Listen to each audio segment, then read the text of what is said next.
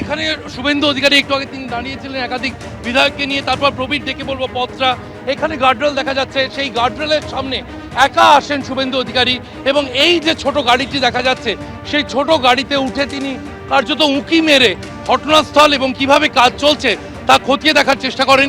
এবং পাশে যেখানে আমরা এই গার্ডরেলের পাশে যদি তাকাই, আমি প্রবীরকে একটু বাঁ দিকের ছবিটা দেখাতে বলবো, এই যে ঘটনাস্থলে বিভিন্ন সরঞ্জাম যেখানে রাখা হয়েছে সেই এলাকাটাও শুভেন্দু অধিকারী তিনি ঘুরে দেখলেন এবং তারপর ঠিক এই যে গাড়িটি, অর্থাৎ আমার পাশে যে গাড়িটি দাঁড় করানো রয়েছে এই গাড়িটিতে কার্যত বেশ কিছুটা উঠে গিয়ে শুভেন্দু অধিকারী কিছুটা উঁকি মেরে তিনি ঘটনাস্থলটি দেখেন। প্রবীরকে একবার দেখাতে বলবো, গার্ডরেল পার না হয়ে, গার্ডরেল দিয়ে পুলিশি বাধা রয়েছে, সেখানে নোটিশ রয়েছে, আমরা দেখতে পাচ্ছি একেবারে অর্ডার শিট এখানে কিন্তু ঝোলানো রয়েছে এবং এই গার্ডরেল কোনোভাবে স্পর্শ না করে রাজ্যের বিরোধী দলনেতা তিনি কিন্তু দ্বিস্তরীয়, আমরা দেখতে পাচ্ছি এখানে বাধা রয়েছে, মাঝে পুলিশ কর্মীরা রয়েছেন, আধিকারিকরা রয়েছেন এবং তার পিছনে কিন্তু ঘটনাস্থলে কাজ এখনো চলছে। সেখানে কার্যত কিভাবে কাজ চলছে তা দেখে তিনি বলে গিয়েছেন প্যাথেটিক। রাজ্যের বিরোধী দলনেতা তিনি জানিয়েছেন প্যাথেটিক বলে তিনি এভাবেই উঁকি দিয়ে কার্যত দেখলেন ঘটনাস্থলের বর্তমান পরিস্থিতি কি। কিন্তু এই ধরনের ঘটনা শুধু এই রাজ্য নয়, এই দেশে সাম্প্রতিককালে ঘটেনি বলে অভিযোগ করেছেন তিনি এবং এর জন্য পুরোপুরি কাঠগড়ায় তুলেছেন রাজ্যের শাসক দলকে, রাজ্য প্রশাসনকে এবং পুলিশকে। কি বলেছেন একবার দেখুন। আগুন লেগেছে মধ্যরাত্রে, দমকল এসেছে 6 ঘন্টা পরে। কলকাতার উপকণ্ঠ বা কলকাতাই বলা যেতে পারে এই এলাকায়, এখানে যদি এই অবস্থা হয় তাহলে বাসন্তী গোসা বা কুলতলি ক্যানিং, সাগর পাথর প্রতিমা বা গড়বেতা কেশপুর পিংলা বা বাঁকুড়া পুরুলিয়ার প্রত্যন্ত এলাকার মানুষজনের কি অবস্থা, দুরাবস্থা আপনারা দেখতে পাচ্ছেন। আপনারা দেখুন, একেবারে তরুণ সব ছেলে, 25, 26, 27 বছরের ছেলে, এদের ছবি দেখলে চোখে জল আসবে। এদের মৃত্যু হলো মৃত্যুপুরীতে এবং এরা কেউ বেরোতে পারলো না। আপনারা এখানে আসছেন পুলিশের তরফ থেকে, এই যে করা হয়েছে বিএনএসএস এর 163, কি বলবেন? দেখুন, আমরা এখানকার থানা আইন কানুন, আমরা প্রোটোকল সবসময় ফলো করি। আমরা চাইলে এই ব্যারিকেড ভাঙতে পারি, কিন্তু আমরা করব না। আমরা সবসময় আইনকে হাতে কখনোই তুলি না, কিন্তু আমাদেরকে যেখানেই আটকাবে আমরা সেখানে বসেই, আমরা সেখানে দাঁড়িয়েই, আমরা বসে দাঁড়িয়ে আমরা সেখানে আমাদের প্রতিবাদ আমরা জানাবো আপনাদের মাধ্যম দিয়ে এই সরকারকে, যে সরকারের যে কাজ করা উচিত সেটা বিজেপি করছে। তো আপনারা এই মুহূর্তে যেটা হচ্ছে যে আপনারা কজন মিলে আসছেন? 20 জন আসার কথা ছিল, কতজন মিলে আসছেন সেটা আমি কাউন্ট করিনি, মোর দেন 20 হবে কিংবা তার থেকে কম হতে পারে। অনেক লোকেদের মাঝখানে আমি দেখতে পাইনি, আমি তো অনেক সময় আগে এসেছিলাম, আমি ফ্যামিলির লোকেদের সাথে এখানে ছিলাম এবং দাদা আসবে আমাকে জানিয়েছিলেন। তো আমার বিশেষ করে ময়না বিধানসভা থেকে আপাতত 9 জন মিসিং এবং 2 জন বেঁচে ফিরেছে। এই জায়গায় এই যে কাগজগুলো কি কারণে? হ্যাঁ, তাদেরই মিসিং দাদাকে দেব। হ্যাঁ, এই আছে এখানে সৌরভ দিন্ডার পিতা, ক্ষুদিরাম দিন্ডা থেকে শুরু করে শালিকা গড়চকে আপনাদের সমস্ত পেপার আছে, নিও আছেন।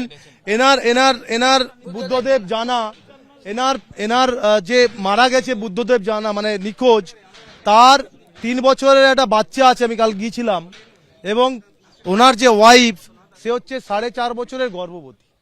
এই 10 লক্ষ টাকাতে কিচ্ছু হবে না।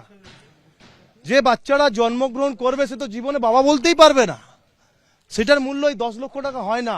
আমি চাই এই সরকারকে, এই যে এই পশ্চিম বাংলাতে 2টো ওয়েটল্যান্ড আছে, একটা হচ্ছে সুন্দরবন আর একটা হচ্ছে এখানে আনন্দপুরে। এই ওয়েটল্যান্ডের ওপরে কিভাবে এত কিছু গড়ে উঠলো সেটা তত্ত্বাবধান যদি মমতা ব্যানার্জি করেন, অবশ্যই দায়। আমরা খুব লজ্জিত, মর্মাহত।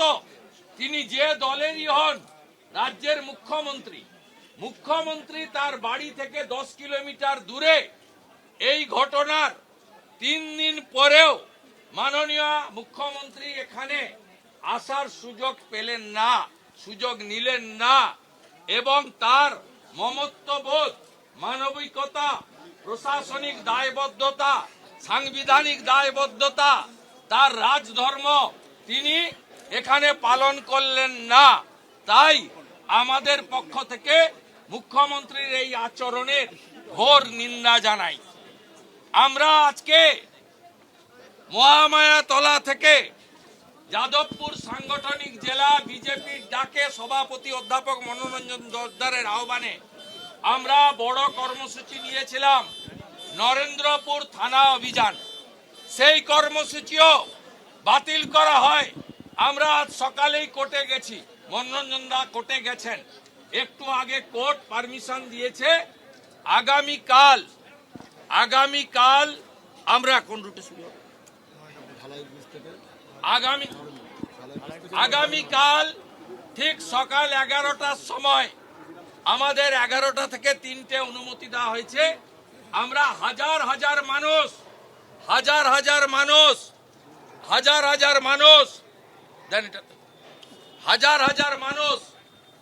এই যে ব্যানার দেখুন, এই দাবি, এই যে ব্যানার দেখুন, এই দাবি, এই যে ব্যানার দেখুন, এই দাবি,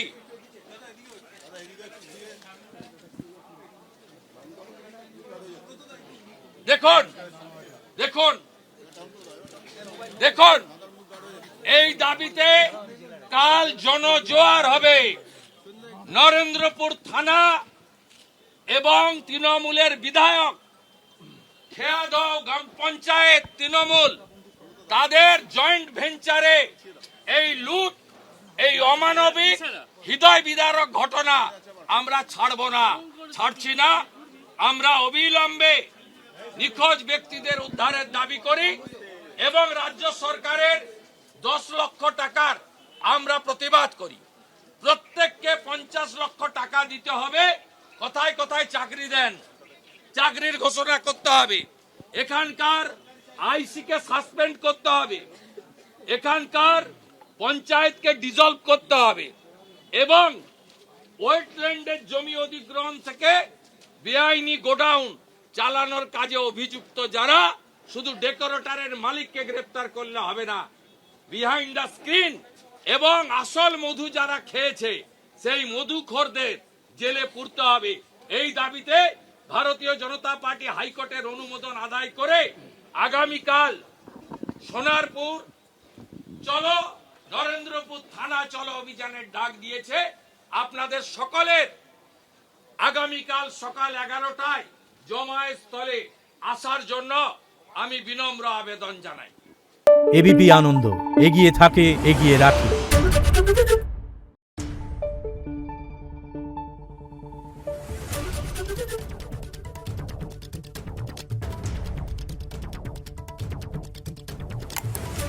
Thank you.